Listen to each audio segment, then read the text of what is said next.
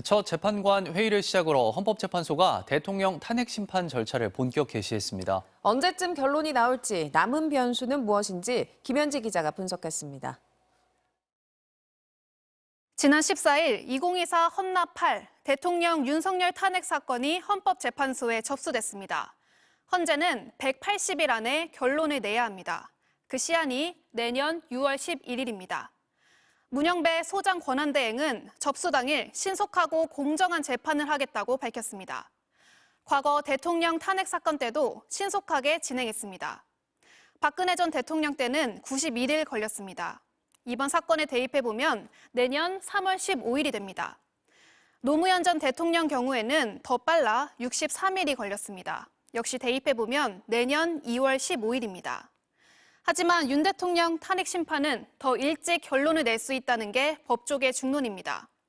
탄핵 심판 사유가 위헌 위법한 비상계엄과 국헌문란의 내란죄로 단순하기 때문입니다. 국회에서는 윤 대통령의 행적에 대한 증언도 쏟아졌습니다. 빨리 문을 부수고 들어가서 안에 있는 인원들을 끄집어내라. 거기 상황이 어떠냐. 네. 그래서 굉장히 이제 복잡하고 우리 인원이 이동할 수도 없다.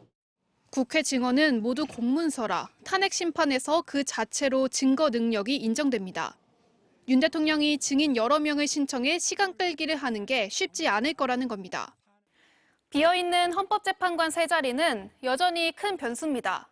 여야는 재판관 3명에 대한 인사청문 절차를 오는 24일까지 마친 뒤 올해 안에 구인 체제를 복원하기로 뜻을 모았는데요. 청문회 과정에서 큰 의혹들이 불거지지 않는다면 한덕수 대통령 권한대행이 임명을 미룰 이유는 없어 보입니다. 헌재가 재판에 서두를 이유는 또 있습니다. 문영배, 이미선 두 재판관의 임기가 내년 4월 18일까지라는 건데요.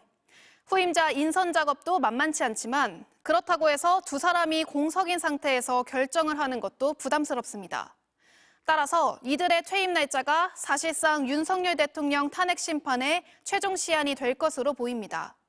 헌재가 조속한 탄핵 심판을 요구하는 각계각층의 목소리들을 경청한다면 늦어도 내년 2월이나 3월쯤에는 결론을 낼 거라는 관측이 많습니다. MBC 뉴스 김현지입니다.